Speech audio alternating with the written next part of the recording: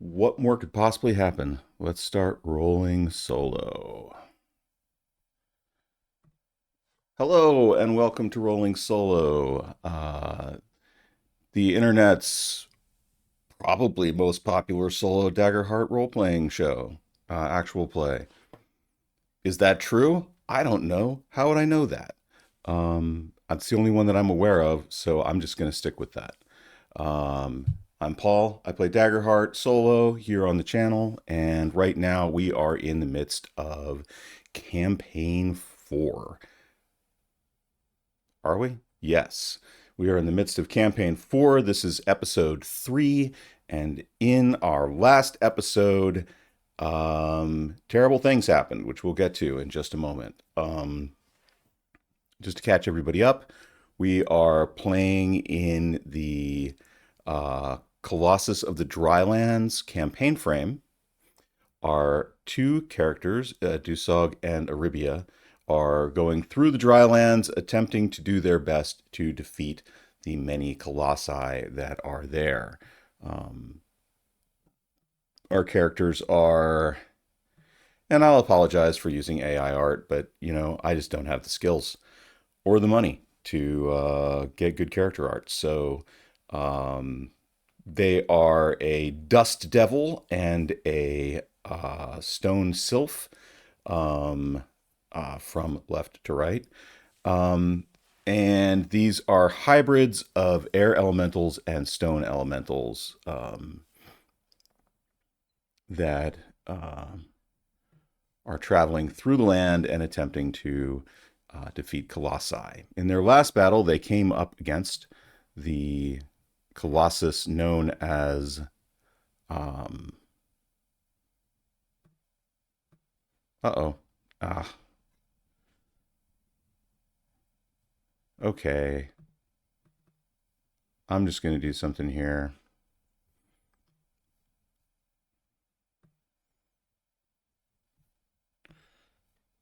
There we go. The colossus known as Le Pardu, the rapids. The river rose behind them and began attacking in the form of this giant leopard. And it stomped them. It stomped them pretty badly. Mostly because I overbuilt this Colossus for tier 2. A thing I didn't realize until we were basically at a TPK. So we're going to roll things back just a little bit here. At the end, towards the end of the last episode, Dusog, the brawler, was went unconscious. Aribia used her abilities and her last stress to travel from very far range to appear by his side. She took a minor stamina potion from him, drank it, and only gained back 1 stress. She used that stress to send his unconscious form to very far range using her ability. I believe she is blue. Her ability known as Gale Force, Marcus Dress. To conjure a gust of wind that carries you or an ally up to very far range. So she carried him to very far range and then attempted to run away. She was struck down, and we rolled for her to risk it all. The roll that we ended up with was a 2 on the fear die and a 1 on the hope die. So she dies. And then for some reason I decided to roll for Dusog as well, even though he had already made his death move, and I'm not allowed to do that. So we are going to zip back to that point in time. Now, back when I was thinking that both my characters, well, one of my characters is dead, so I had to create a new character, a replacement character, because there's no way that Dusog can wander around the Badlands murdering colossi on his own. And so I created a new character who I will introduce soon. What I didn't realize when I was making this character was that she has a very special ability. And so we're going to make a roll here.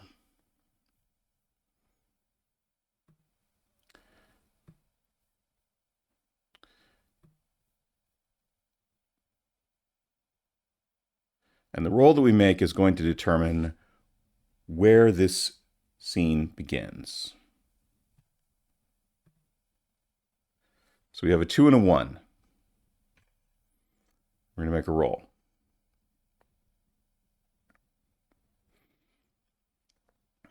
Actually, I like it better if we don't make a roll. I'm just going to make a decision. So at this moment, Aribia is struck down by Lepardieu. She's down on the ground, pinned under his paw, not breathing.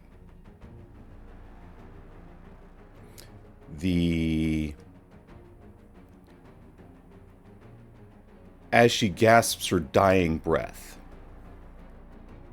a figure comes riding up, riding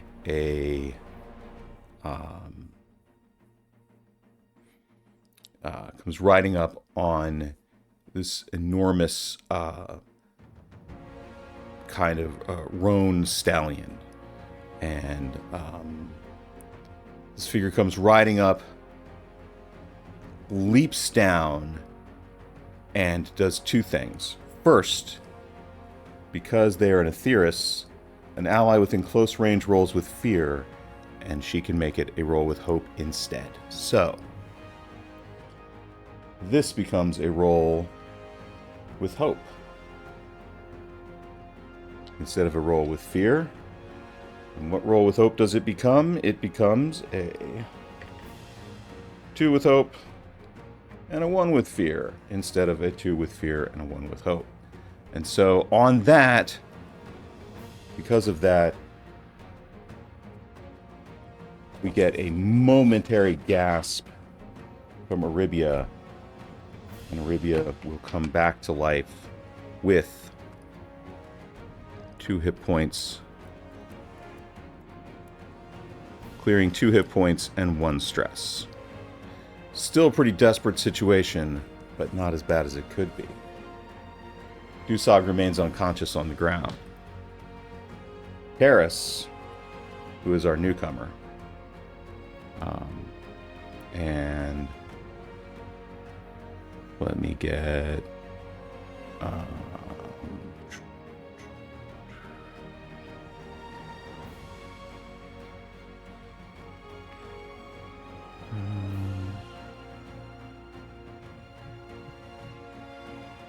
there we go.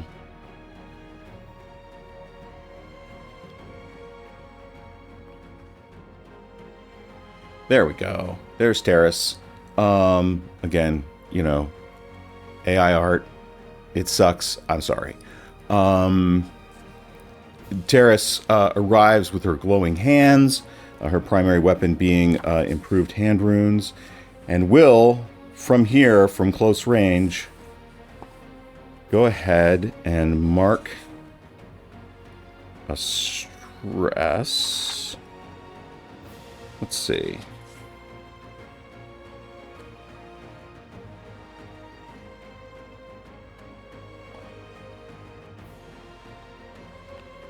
She transforms. She will mark a stress.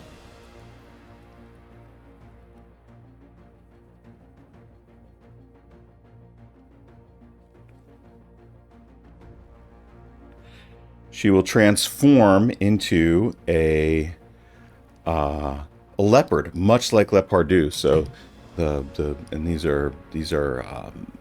and so she transforms into the form of more of a cougar than a leopard, slightly rangier, longer, and will scramble, taking advantage on her ability to climb up the leg of this panther and make an attack melee on its torso from the leg.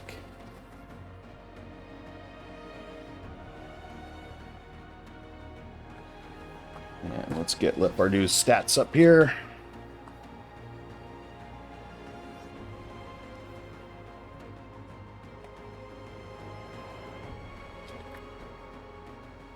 Should I have these things ready ahead of time? Of course I should.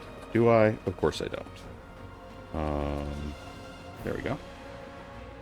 Now, as I said, I overbuilt this character, this creature, quite extremely. So we're going to make a couple of changes. We had destroyed the torso. So we are now going to simply attempt to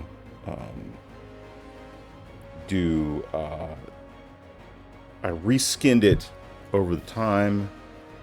We just need to do 3 more damage to its torso, and then it will go down. So this is what Terrace will attempt to do at this moment.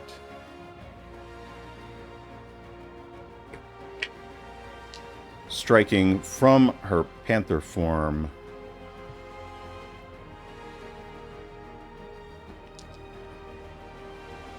With her claws. So, this is +4 to attack with instinct.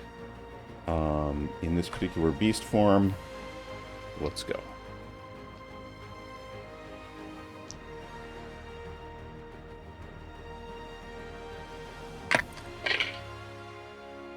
Alright, that is a 12. That is a 21. That is with hope. We'll take that hope. Assuming we have our pencil around here somewhere. There it is. We'll take that hope. We will roll our d8s. 2 of them.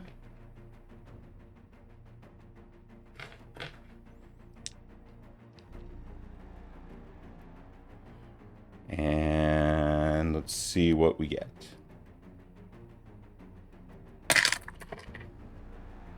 We get 6s, so that is 2d8 plus 6 physical damage. That will be 18 damage. That is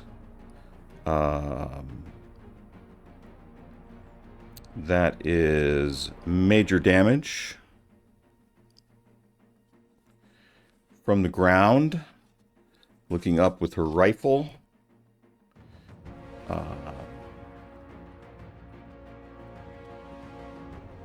From the ground, looking up with her rifle, Aribia will again aim and take a final shot at the torso of this beast, or what is hopefully a final shot.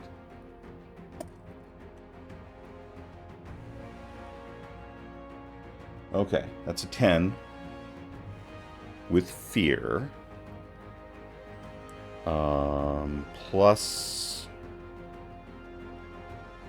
2 is a 14. I did not... Well, it just doesn't have any hope to spend, so that will miss. And it will miss with fear. The wolf will use its fear... Or the Pardue will respond by making an attack with its hind legs. It will spend a fear to scratch at all targets on the torso. Let me grab a d20 here for the attack from the... it's not on the torso, so it will actually just spend a... It will just make a claw attack from its other foreleg at Terrace. 5 plus 3 is 8 is 10. That misses. Make an attack. Oh, I gain a fear back. Spend that fear to turn and bite.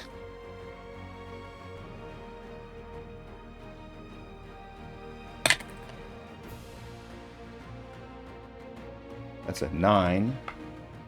The head attacks with a +3, so that is 3. So it uh, strikes with one leg, can't get, or it reaches down to bite at. Uh,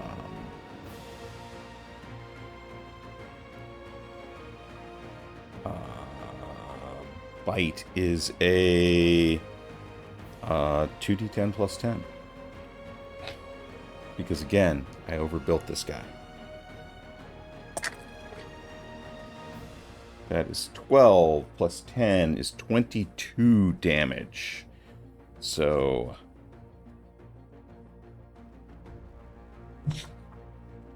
our druid Terrace will take 22 damage. That is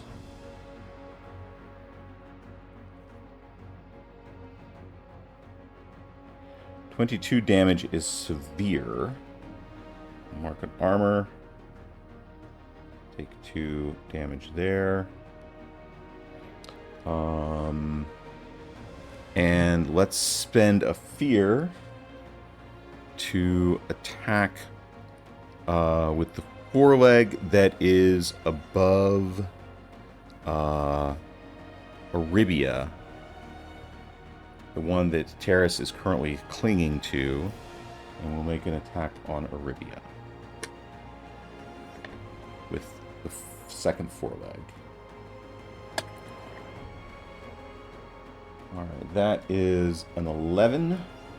Plus 3 is 14. That will hit. And the foreleg does 2d12 plus 6 damage.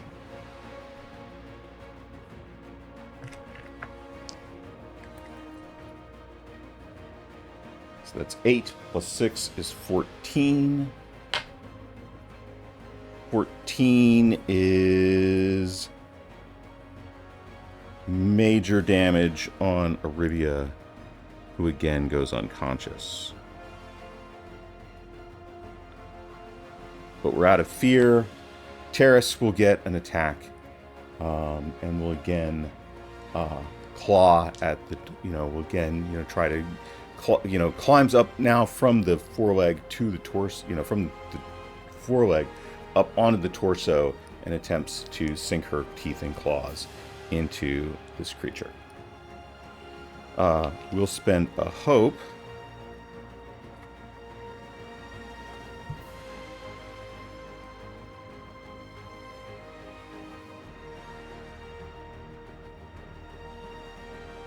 to use the timing is everything, so this is plus 6.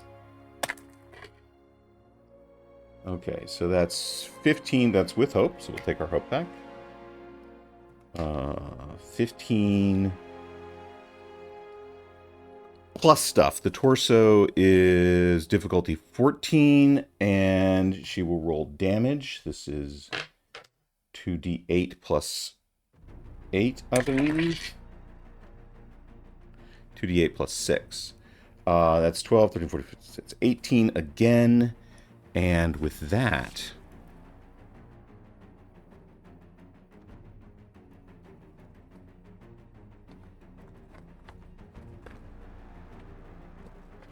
the Pardu will stagger, move sideways,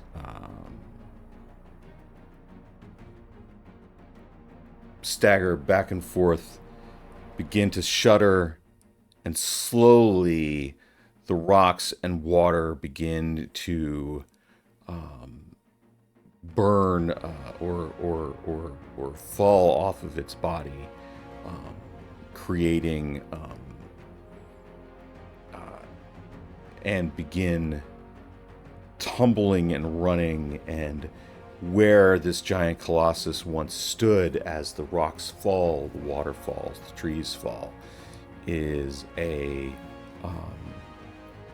fresh cut channel for the stream from which it came. So the river now has a dry bed in one place, and then this new path snaking around and connecting back to itself from one place to another. And Le Pardu is defeated. Okay.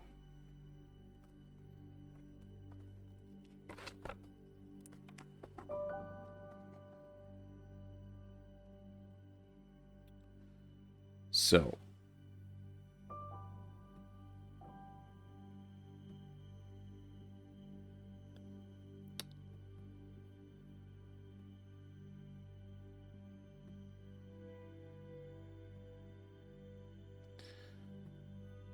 there we are. Now what?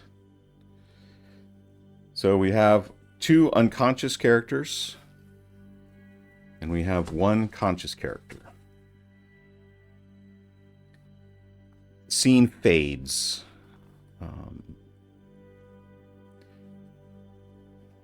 When we come back to our next scene, we find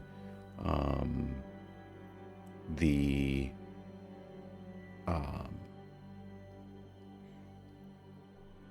a campsite has been made at the next to this river, or next to this stream.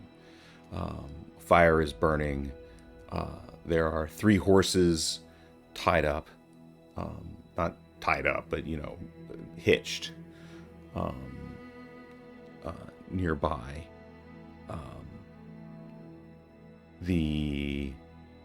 There is a fire pit. Fire is burning. We see Terrace bandaging the wounds of one of these, kind of bandaging up Dusog's wounds. We can see that nearby Aribia is apparently sleeping or unconscious but breathing, and bandaged up and wrapped up. And we'll take a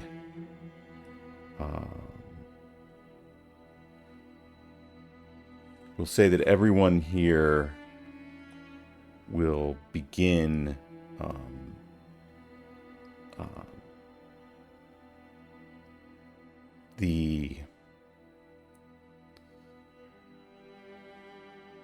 the night wears on.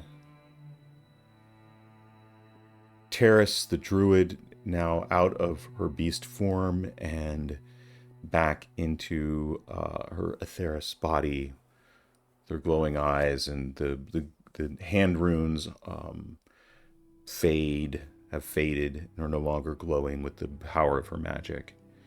And she simply stares out as the night goes on, and will take a short rest.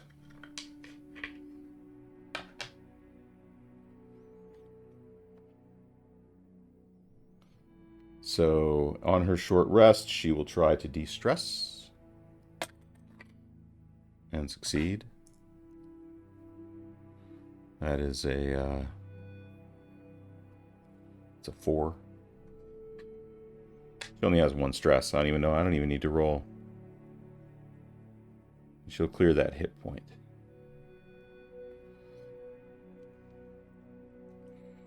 And as the sun comes up, our 2 other characters get an opportunity to take a long rest and make their long rest moves. And therefore, we'll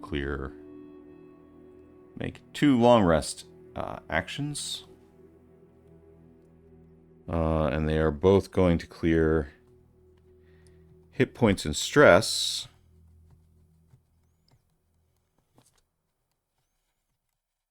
Because neither one of them are conscious enough to fix their armor.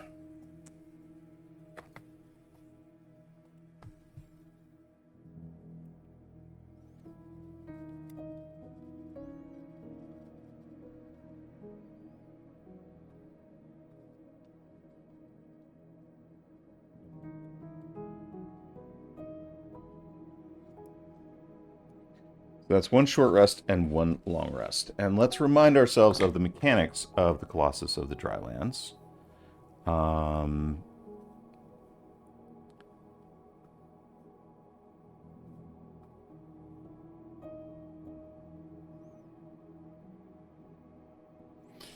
So, do I have a siphoning track?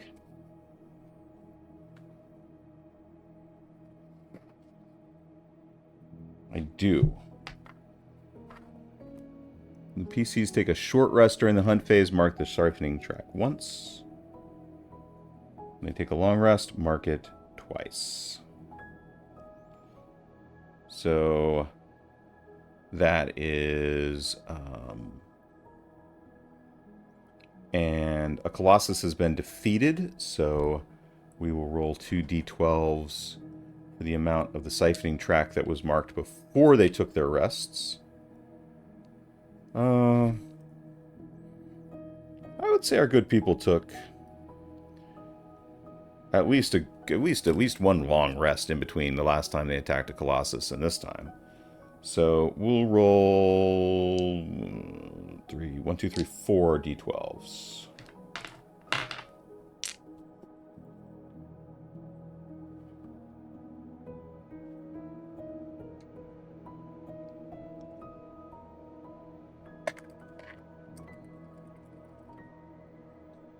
And we will get 15, 20, 28.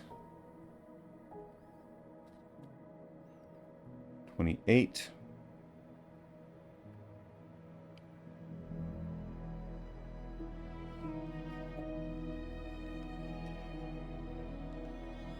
Kudamat's power now stands at more than 28.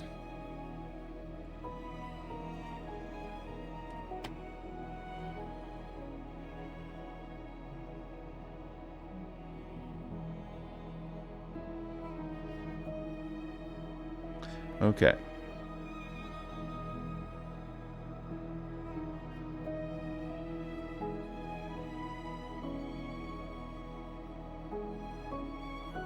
Sorry, just reading the rules there.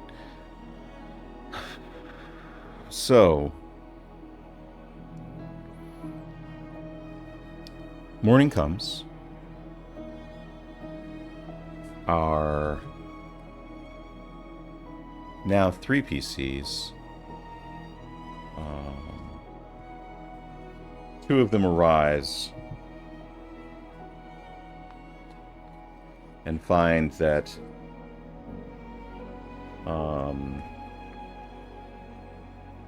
there is coffee boiling.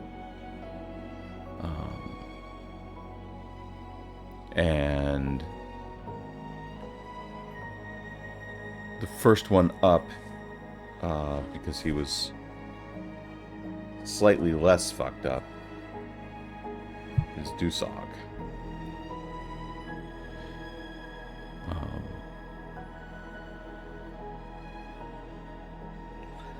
Who awakes with a start.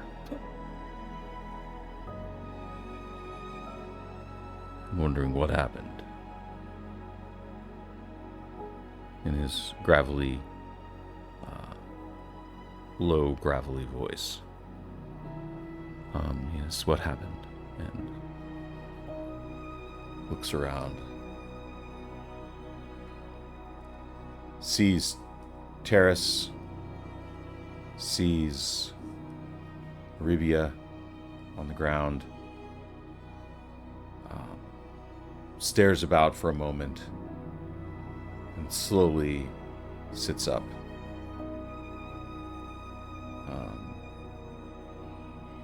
And Terrace just nods at him and says with a bit of a Western twang in her voice,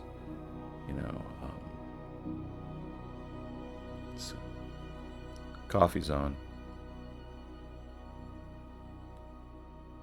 And he staggers up and somewhat suspiciously takes a cup of coffee and sniffs at it. And asks again, what happened? What happened is I saved you idiots' asses, is what happened. What were you thinking going up against that Colossus, just 2 of you? We have fought them before.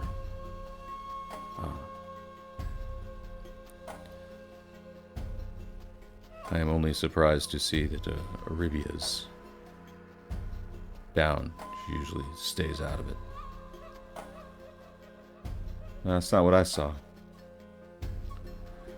I saw somebody come gusting in and send your unconscious body out of harm's way.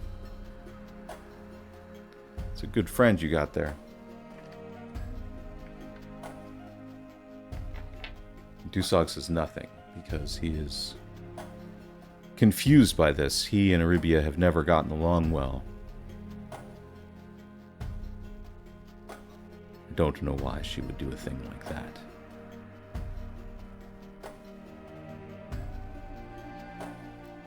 He takes his cup of coffee and goes over, kneels down next to Aribia where she lies sleeping.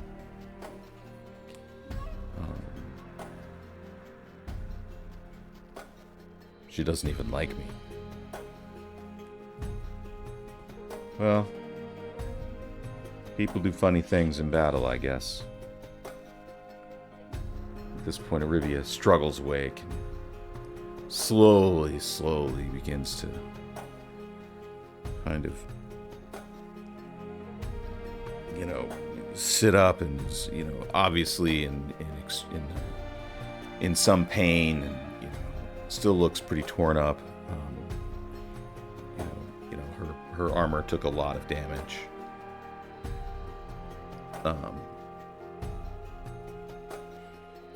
Dusog doesn't look all that great either because his armor is his body and it also took a lot of damage. Eek. So she will sit up and all she says is, she looks around. Oh, do I smell coffee?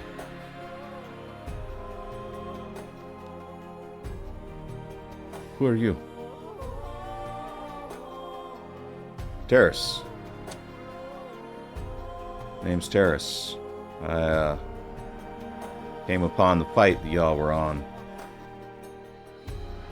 What are you doing here in the Badlands? Here in the Drylands.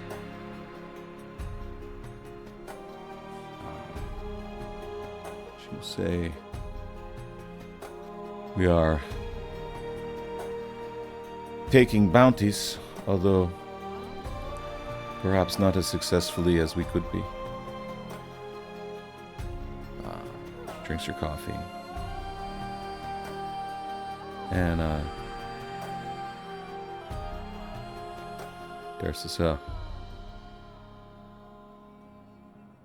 there's a bounty on this, the creature y'all faced yesterday?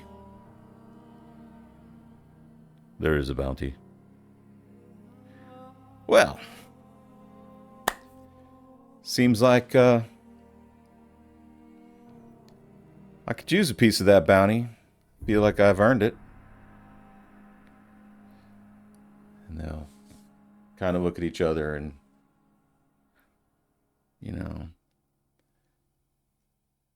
and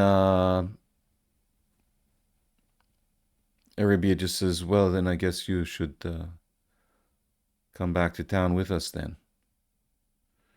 And we will close that scene there.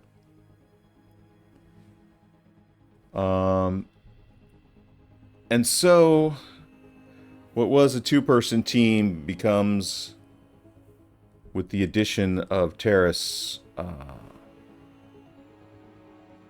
Now, Terrace is an open person and will quiz Aribia and Dusog about who they are, where they're from, what they're up to.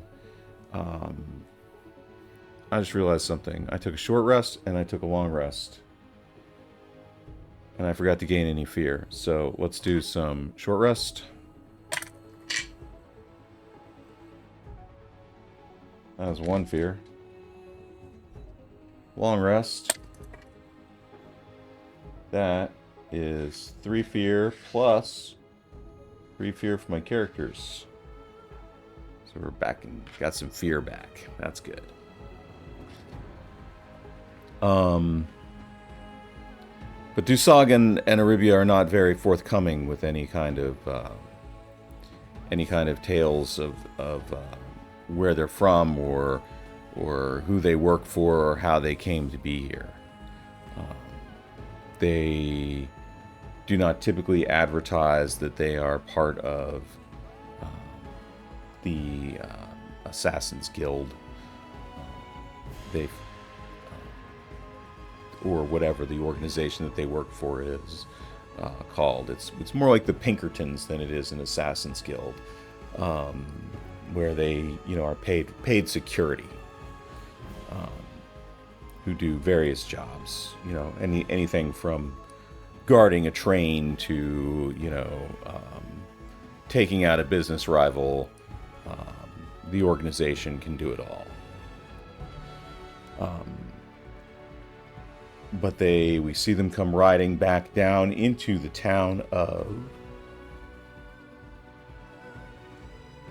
Let's see. That is the wrong map. That is the Witherwild map. We don't want that map. We want the Drylands map.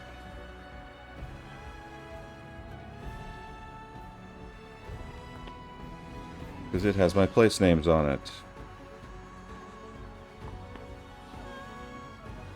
Well, hell. They come riding into the same city that we have seen them ride into before. Kind of the main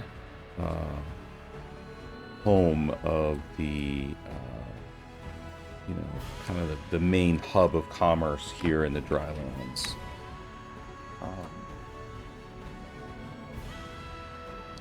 And I'll have to find that at some point. And they come into this kind of main hub of the Drylands. It's a busier place. It's not a one-horse town. It's we can kind of describe it a little bit.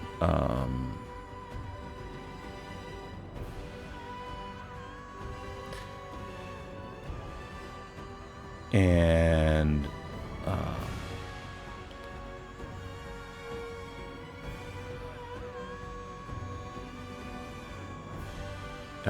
I think it's Wyland's Gulch. So this is a wealthy place, an industrial place filled with people making money and processing essentia and getting into bar fights, and it's a rowdy little place. But they go in, they ride into this kind of city, and eventually we find them at kind of a broker's office, where they report what they have done, and they bring forth the proof that they have done it in the as a piece of this soul shard, and they are again given some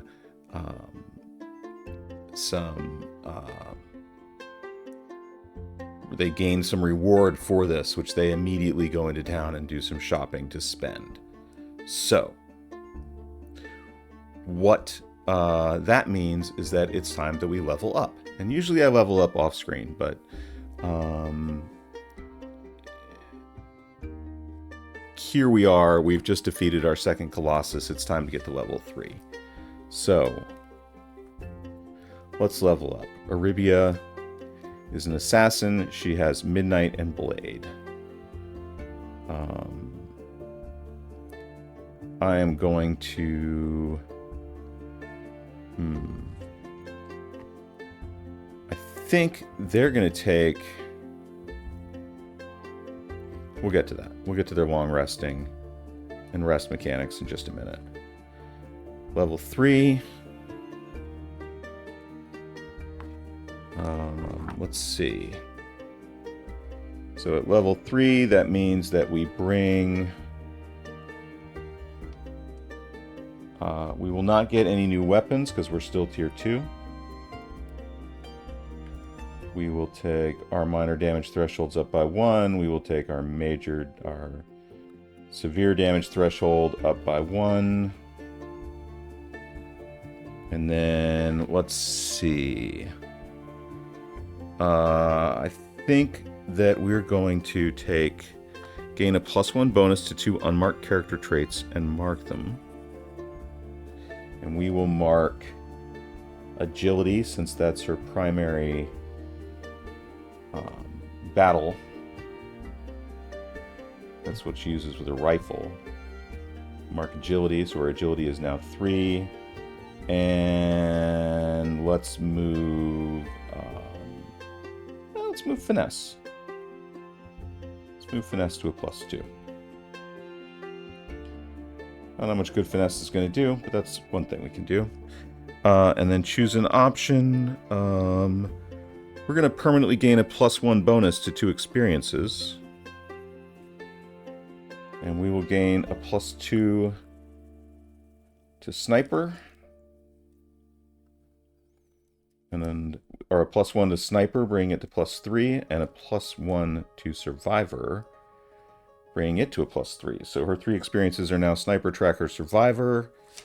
And now let's pick a card. As an assassin, we have Midnight and we have Blade. So what are our level 3 cards in Midnight and Blade? In Blade, we have Scramble. Once per rest, when the creature within melee range would deal damage to you, you can avoid the attack and safely move out of melee range. And we have Versatile Fighter. You can use a different character trait for any equipped weapon, rather than the trait the weapon calls for. Meh. Midnight.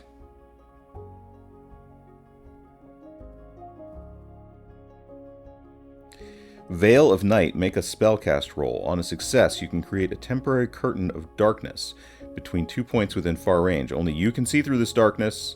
You're considered hidden to adversaries on the other side, and you have advantage on attacks you make through the darkness. The veil remains until that's it. That's the thing right there. That is her level 3 card. That is a perfect thing for a sniping assassin to have. So there's Rubia's at level 3. Let's move on. Dusog. Dusog will bump up to level 3.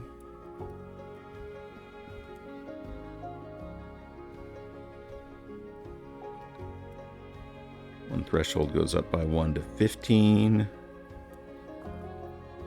One threshold goes up by 1 to 28.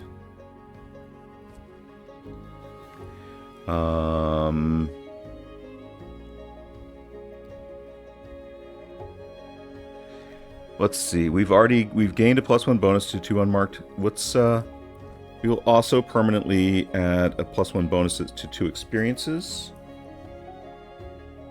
We will add these to Floats Like a Butterfly and 1 to Stings Like a Bee, bringing those both up to +3. We will also mark a second.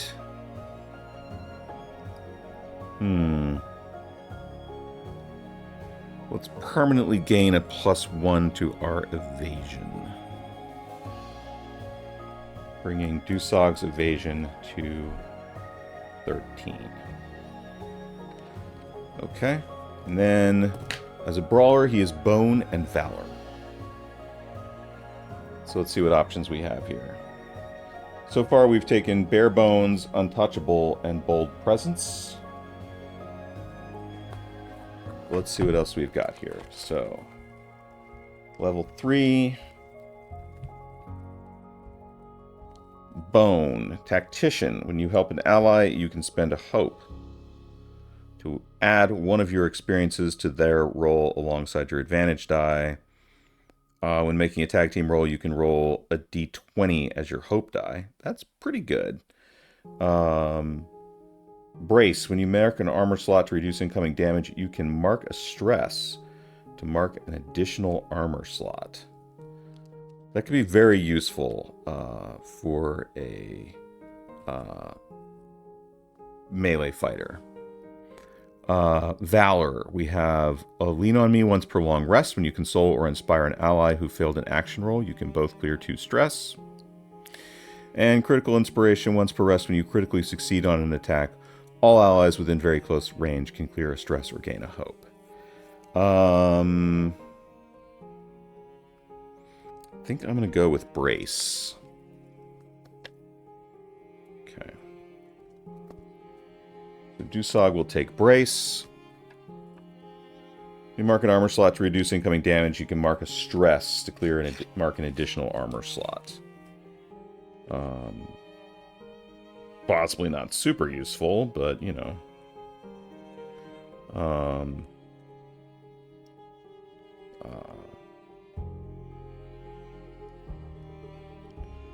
Base score is 3.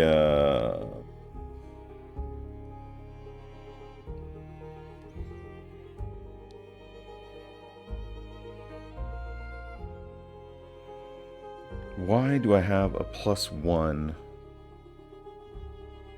Oh, Stone Sylph. Stone Skin, gain a +1 bonus to your armor score and damage thresholds. That's why his armor is 6. Okay. That's Dusog. Let's level up Terrace. Terrace goes to level 3.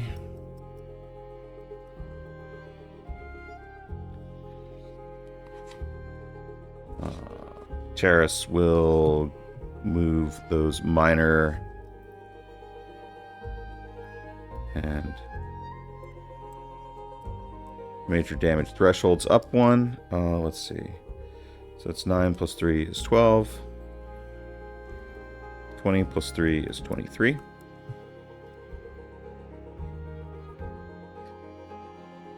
And let's see.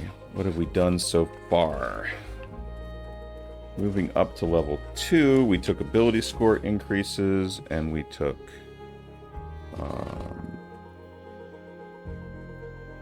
ability score increases, and we permanently gained a hit point slot. I think here we will take...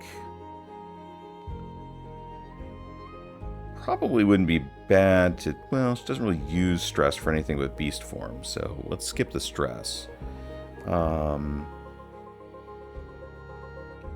Let's do another ability score increase. Bring presence up to 0.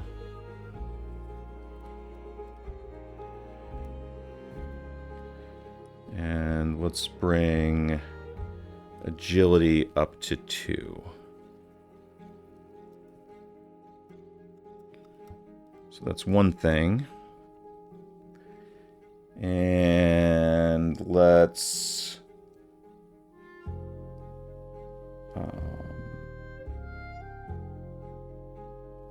let's bonus our experiences. It's always good to bonus these experiences early. We will bonus Desert Fox to +3. And timing is everything. We'll bring that one up to +3. Okay, so that's Terrace. And then she has Sage and Arcana. So let's see what our options are for upgrades there. Take another card. Let's see.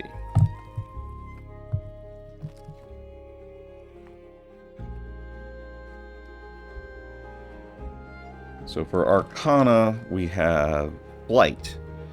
Make a spellcast roll. On a success, place a number of tokens equal to your agility on this card, minimum 1. When you make an action roll while flying, spend a token from... Now, normally I would always take flight, but playing solo like this, anything that says place a token on this card, no. Can't do it. Can't manage that. Counterspell, from a metagaming standpoint, I'm not sure Counterspell is super useful. I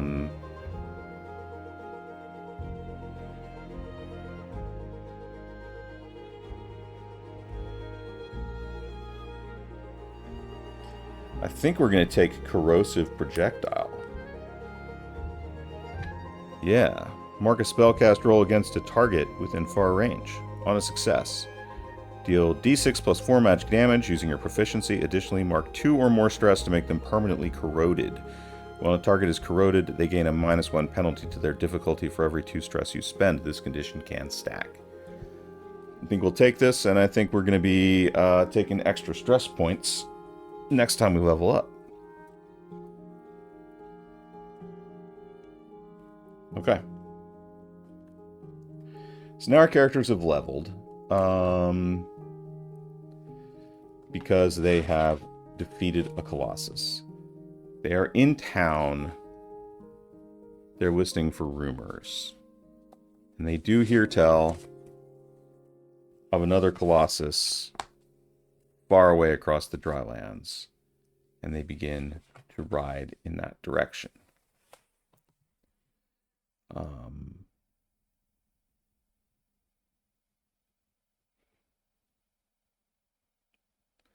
And we're at 51 minutes, so we're going to stop there with them riding off, having heard that there is another Colossus to face. And we'll open with that next time. So, hey, thanks for watching.